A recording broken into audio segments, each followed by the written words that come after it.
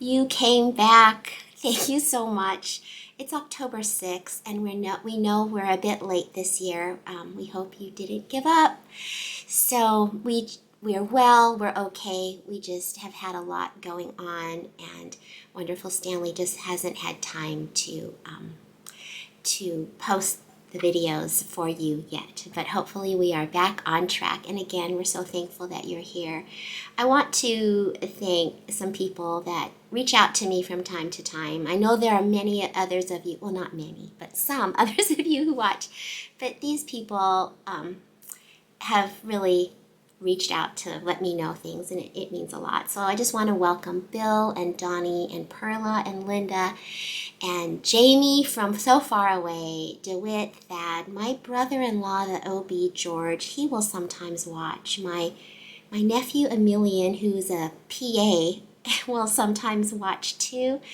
And I have a couple cousins who will watch, Lita and Annie.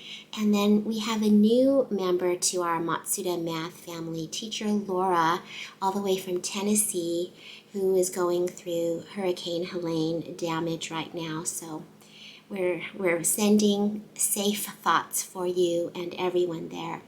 And then this year, I have a student who started watching. She's one of my students from this year, and she came up to me the other day, and she watched the last video I did in June on reading aloud. Maybe Stanley can link that for you if you haven't watched it already. And she said, I want to read the book that was in that video that you talked about. So Noelle, welcome, and thank you for watching. Our first video is going to actually be a podcast. A year ago, in August of 2023, all the teachers in all of North America got together in Phoenix, Arizona for a great big teachers convention. We do this every 5 years. I think there's a word for that. Stanley told it to me one time, but I can't remember it. But our girls, when they were growing up, it's been in Texas, Dallas. It's been in Nashville, Tennessee. It's been in Chicago, and this year it was in Arizona. And our girls growing up used to say, "This is the perk of being a teacher's kid, is getting to go to these conventions." And this was the first year that we went solo because our girls are grown and working and married now, and so it was just us. But it's also a time for reunion, but it's also a time for us to learn as educators. And if you are not part of the Seventh-day Adventist school system, this can be beneficial to you too. It really relates to teachers, students, everywhere. You know, the Seventh-day Adventist school system is the largest Protestant school system, but in the world. But when people in the public are looking for alternatives to public education, perhaps, how often do they think, those Adventists, they have a great school system? And it really breaks my heart that that's not the case. And it is my prayer that we as educators can help to get the word out that Adventist school is not just for Adventists, it's for parents and students everywhere, anywhere, and they are going to get an excellent education. But somehow somebody found my name, and I don't know who to thank because I don't know how this happened, but I received a phone call from Levi Whitcomb. He's a superintendent in Texas, and he said, actually maybe it was an email, and he said, would you be willing to be on our podcast? We're doing a podcast called Perspectives on Adventist Education, but again, at least mine is for anybody everywhere. And he said, would you be willing to be interviewed when we're in Arizona on this podcast? And I've never done a podcast. I don't even know how to do that. He goes, it's okay. I'm just going to ask you some questions and you'll answer them. And so I said, sure, that sounds like a really great honor and opportunity to share my thoughts on math education. And if you've been with Stanley and I for the last 3 years, you have learned some of that education philosophy, and I bet the reason you come back is because it's part of your philosophy too. So if you're new and if you're returning, let me review. If you're new, let me share. These are some of the foundational thoughts that I and Wonderful Stanley believe about Adventist education. And I should say I didn't want to make this video today because we just got our COVID and flu vaccinations yesterday and we're aching everywhere. And Stanley looked at me today and said, let's make your first video. And I'm like, I don't have makeup on. I'm not dressed. My hair's not done. He goes, who cares? We don't feel good. Let's just do it. So here I am. And thank you for being with me on this very achy day. But the first concept that is foundational to me is that math is for everyone. There are not people who are math people and people who are not, which is what I believed for more than half of my life. I can get very emotional when I think about it because I felt stupid and like a failure for decades. But thank goodness for the work of Joe Bowler at Stanford University, who is there to dispel that myth that everyone is a math person. Math is for everyone. I believe, I've never read this anywhere, but I believe that God did not create math to make us feel stupid. I am a little weepy and my eyes are watery from being so achy and feverish. He didn't create math to make us feel stupid. Thirdly, math struggle is part of math success. When our students are just answering quickly and easily, their brains are not engaged and they are not learning as well as they could be if there was a little bit of struggle and conversation. And even failure is a part of math success. And I found this summer my F report card. I had told you about it, but I found it and I'll share it with you at a later date because it's at school right now because I showed it to my students. I want you also to know that speed, we all thought speed, and students believe this. I had a conversation with my students just recently and they all said, yeah, the people who are good at math are the ones who finish first. Speed is not a part of math success. Mathematicians are slow thinkers, and I'm going to do a video on my student Blake later in the year to illustrate that. And lastly, math doesn't need to always be from a textbook. There are other ways for us to teach math to our students. So you probably feel like you don't have time to listen to this podcast. It's about 20 minutes long. I hope maybe you can just listen to it from your phone maybe, or while you're washing dishes, or just when you're relaxing, because I think that you will have your soul fed from it. And also, it's something that you can safely give to your parents and share with other teachers that you know. You can put the link in your weekly newsletter. You can make your parents listen to this because I think it is very important, the concepts that are addressed. I'm planning to do that to my parents this year, ask them to listen to it, and then I'm going to actually hold them accountable by asking them to give me a little bit of feedback. So while this is a different video, we welcome you. We're so glad that you are here, and we hope that you and your students will benefit from this interview. Welcome to Perspectives in Adventist Education. I'm your host, Stephen Brawley, Director of Secondary Education and Accreditation at the North American Division. Adventist education started in the late 1800s and has grown to operate programs from early childhood, elementary, secondary, and university levels, becoming the largest Protestant private school system in the world. Our graduates have become prominent thought leaders in all fields, yet few outside of the system know who we are and what we do. This series will seek out current voices to share how we are facing educational questions with an Adventist perspective. Let's listen in to Levi Whitcomb, Associate Superintendent for the Office of Education at the Texas Conference, as he interviews Deneen Matsuda about mathematics support for parents and students. Hi, my name is Levi Whitcomb. I'm an Associate Superintendent at the Texas Conference, and I'm here with Deneen Matsuda. Hey, Hi. Deneen. How Hello. are you? Hello, Levi. Tell us a little bit about you. Well, I'm a wife and a mom and a teacher, and I've taught in public school and Adventist schools, and I was an adjunct professor at La Sierra University for many years in the School of Ed. And currently I teach fourth grade at Redlands Adventist Academy in Southern California. And Redlands is really close to Loma Linda, if that gives you some idea of where I am. Beautiful area out there. And I started teaching in 1986, and my focus area has been math because I've always been so passionate about math. Now, okay, that's interesting. You say that. A lot of parents listening are going, math. Ooh, that's the subject I hope that if my kid has a problem, they won't ask me. Yeah, so let me tell you what my passion of math was. I passionately hated math. And in fact, my husband was a high school math teacher for 25 plus years. And whenever people would, they'd say, "What do you do?" And he'd say, "I'm a high school math teacher." And they'd, "Oh, I hate math." That was me. It was always hard for me.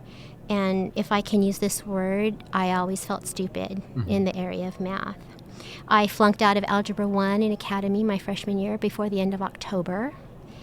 I took the minimum number of math courses to graduate. And when I went to grad school, I hadn't had any math experience really until grad school, and we had to take statistics.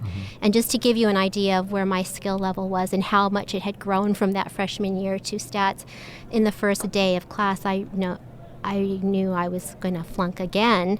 So I told my boyfriend about it, and he decided that he would come with me. He was in grad school at a different school. He would come with me to class every day and then go to my home and reteach me the whole statistics class every period. And I got my very first A in math ever in my life in a class.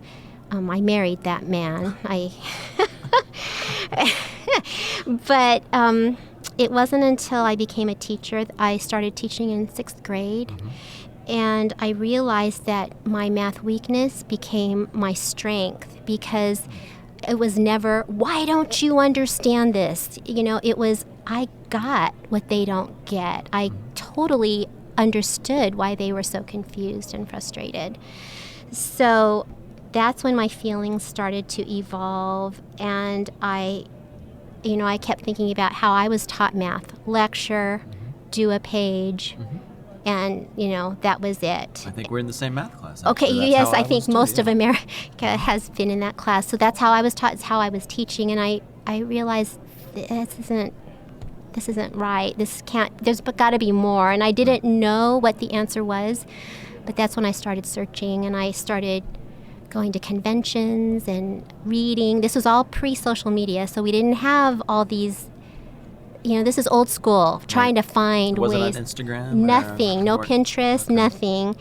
And I started slowly falling in love with math and helping my students to do so as well. And since then, I've learned that there are thousands of ways to approach math, and activities and games and hands-on learning, and it really helps students to have a deeper understanding, not just doing worksheets from a book.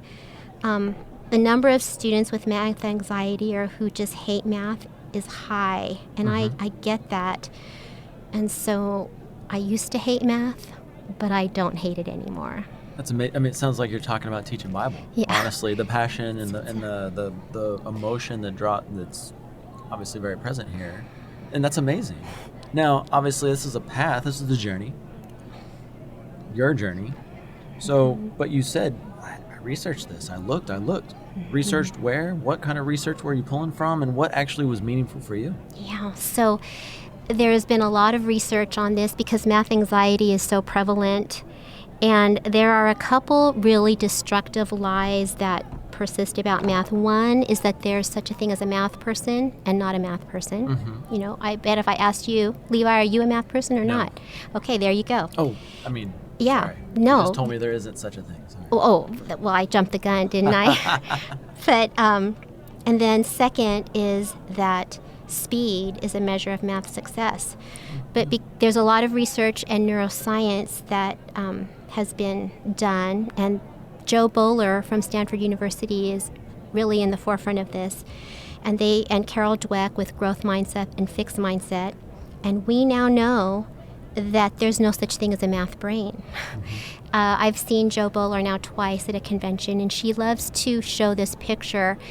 Imagine a hospital nursery with the little isolates, and she has pictures, like a poster on each isolate: math brain, not math brain, not math brain, math brain.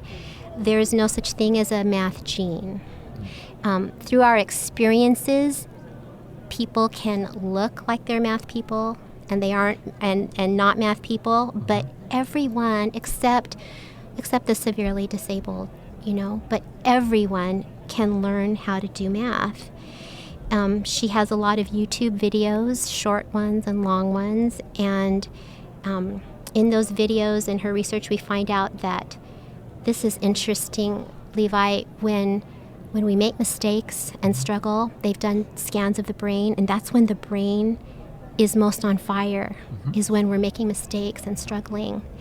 And so, I teach my students that from the day one, and parents, and I'll hear students in my class say things like, "Oh, I made a mistake. My brain must really be on fire." It's a total mind shift. It is, yeah. And then the other life I can address that is that speed is connected to math success. And I think Einstein says it best. He said, "I'm really not so smart. It's just that I stay with problems longer." And Joe Bowler says that mathematicians are some of the slowest thinkers that we have. Shocking, Really? right? That's not what you would Because assume. in class, what we see as the math success people are the ones that get it done so fast. Like, they're the first ones to know the answer. They know the answer, and I'm still processing the question, right? So this is really life-changing for students, and they're so excited to learn this. And I really want to spread the word. Absolutely. Again, you can hear it in your voice, like you're super excited about this. As we're talking through this, I'm imagining some of my students over the years that I've had, and I'm pulling up their names, and I'm kind of getting emotional thinking about them because they really struggled and they really questioned their value, and I wish I could go back and walk through that with them again. Exactly, Levi. I think every teacher has years that they wish that they could go back and redo because of the mistakes we've made, the things we didn't know, and how I wish I had known this as a beginning teacher. Yeah, absolutely. Do you have any, who pops in your head when you think about this? So many. And even the difference is that those early students, Maritza, I think of Maritza. Where is she now? Yeah. The students that I get now, they leave me different. But I just have to pray that somebody caught all of those. Right. Because it wasn't me. Sure. Yeah. And again, I'm there with you. There's so many of these teaching experiences that as you continue to learn and continue to develop, you go, "Oh, I wish I could apply that again." As the parents listening are going, "Yes, I want to apply that right now. I want to do that right now because I only have one kid." You guys have had hundreds of students over a year, right? If not thousands. And so students struggling in math bring home a particular attitude about their value, which can affect the individual, but also the family. How do we do this? How does this work? I'm really glad you asked that because it does affect the family. There's a cartoon that I love. Imagine a kitchen table, and a mother and her child, and they're doing homework. The father walks by, and the mother and the child are both crying. You know how cartoons that shows the tears blasting out of their faces, and the dad says, "Oh, I thought you were working on math homework," and the mother says, "We are." I think we've all been there. Math has the power to crush human souls like no other subject. And, I had a 6th grader several years ago, and at the end of the year, he wrote me a Post-it note, and he said, "You made me love something that I used to hate, math. 2 years later, my college-age daughter was doing a project, and she needed to interview some junior high students on their questions for God. And I was lucky because, she lived at home and I could read these. And all of a sudden, this same student, he came up and he wrote, "Dear God, will I ever be good at math?" This is that same boy who 2 years previously had finally learned to love it. And so he had reverted in those 2 years. And math anxiety is kind of like alcoholism. Alcoholism is a whole other level of trauma, but all it takes is one drink, right, to erase years of sobriety. All it takes is one failed something, and you're back to rock bottom, which in math anxiety is what? I'm stupid. So attitudes toward math can affect the whole family, especially when you have parents who don't have the time or resources to help their student, or they don't know how themselves. I work a lot with my students' attitudes. I ask them, their heart. How is your heart? And I have them use Post-its all year long. And can I share with you just some of the things that come to my mind that they say? I ask them, how do you feel when you do poorly on a math test or a quiz? And now this is not one student. Every phrase I say is going to be, a different student. But it makes me feel dumb, horrible. My parents give consequences like no TV and no things to do. It makes me feel angry at myself. It makes me feel guilty, like I'm not wanted. It makes me feel dumb or mad, like I want to give up. I don't know what to do. It makes me feel embarrassed. Guilt. There's that word guilt again. I feel like I need to get perfect on every assignment. I feel inadequate, like I'm not good enough.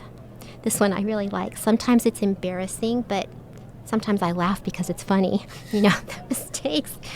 But this absolutely impacts families, and it doesn't have to be that way. And that's why I work hard to involve the families, to teach them about the necessity of struggle and mistakes as an essential part of learning. It really is the whole family unit. I can't just teach this to my students. Parents need to know this too. Right, absolutely.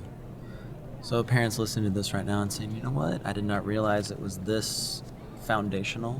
It was this tied to emotions, self-value. Where are my resources? Where do I go? How do I fix this? Oh, well, I think growth mindset, fixed mindset is a really great place to start, and that's by the work of Carol Dweck. There are books, there are YouTube videos that they can listen to. Joe Bowler also has a lot of videos, short ones, long ones, and they're not scholarly. They're for us. 3 years ago, during COVID, my husband and I started a YouTube channel. And we put out, cool. I'm not a techie person, so if you knew me better, you'd know that this is kind of hilarious. Okay. But every Sunday afternoon, we put out videos with games and activities that parents can do to help their students practice their math skills. And we have over 100 videos so far now. It's hard to imagine that we have that many, but that's something that's accessible for them. And then we also have a website called MatsudaMath.com, and there's a section called Tools where parents can go and get some of the resources that can help. And it's not just for students who are struggling. You often hear about the students who are accelerated or advanced and they're not being challenged, they're bored, and it's for those students too. There's nothing like games and activities to challenge students farther. Take a moment to just kind of speak directly to the parents listening right now. What do you want them to really take away from what they've heard? You want desperately for your child to succeed, right? We all want that, whether it's a struggling student, an advanced student. We just want them to succeed. But parents you really need to understand that struggle, mistakes, and failure are an essential part of learning. And don't be ashamed to get help. We all have medical professionals, right? Why wouldn't we have academic professionals on the team? And, sometimes parents in their frustration, they'll say things like, go to your room, get your work done. And oftentimes the students just don't know what to do. So I think I want to tell our parents to be encouraging and be supportive, and to remember that shame from the Garden of Eden, I think, is in us deeply. So the things that we say matter to our kids. You know, they're already feeling shame. I think of my student this spring who came to me. We had done an assessment and she missed 3 problems. Mm-hmm. And she came to me and she said, Mrs. Matsuda, do I have to take this paper home? And let me tell you, this girl's parents are chill. They are not that crazy perfectionist kind of a parent at all. But that shame is already there. And parents have this beautiful, beautiful opportunity to think of this, you know, how they talk to their children. It just reminds me of our relationship with God so much, because we make mistakes, we struggle and we fail because life is hard, like math is hard. Mm-hmm. And if we can give acceptance and grace that our Lord and Savior gives to us, if our parents can do that with math, it changes things. Absolutely. I heard a counselor one time say that the voice in our children's head is our voice. That's their voice. That's say their that again. The voice inside of our children's head is our voice. And I'm trying to imagine that being in my children's head, my voice, while helping them through math right now. And I'm going, you know what? Probably tweak that a little bit. There's probably a better voice for them to hear, right? You promised me a math problem. Can I just share one with you? Let's do it. Okay, so this is going to change our parents' lives, I think. I just learned this year, you know? All right, so if you think of subtraction as distance. So let's say I get to 15 minus 8, okay? Don't know what that is. But if I add 3 to the 15, 2 to the 15, it's 17. I add 2 to the 8, it's 10. And I bet you know straight up what 17 minus 10 is. Okay, so think always, you can change numbers because subtraction is the same as distance. Okay, now, do you have a pen? I do. Okay, so write this down. 5,000 minus 839. 5,000. And write it properly, like up and down. 849? 849. Okay, got it. Okay, do you want to take an Advil right now? That's a lot of regrouping, right? Yeah. Nobody wants to do that. 3 spaces. Yeah, stop. But you're never going to have to do this again. Okay. Take 1 away from the subtrahend and the minuend. In other words, take 1 away from 5,000. Oh, okay. So minus 1 is 4,999. Okay. And take 1 away from 849. Okay. Now do it. Oh, easy. 4,151. Done. Spread the word. Oh my goodness. I'm excited. The parents are punching their steering wheels right now in excitement. Like, wait, I can do math. Why is this a secret? Wait. Okay, I'm confident for my voice to be the voice inside my kid's head now. Beautiful. Deneen, thank you so much. This was so fun. Thank you really so much. I'm Deneen Matsuda. Thanks so much for watching. And don't forget to like,